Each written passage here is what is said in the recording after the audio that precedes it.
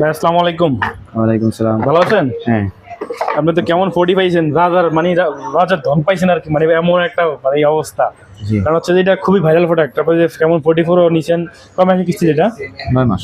9 মাস। আচ্ছা, আপনি ফ্রি বুক করছিলেন কবে? ফ্রি বুক করছি আজকে 3 দিন।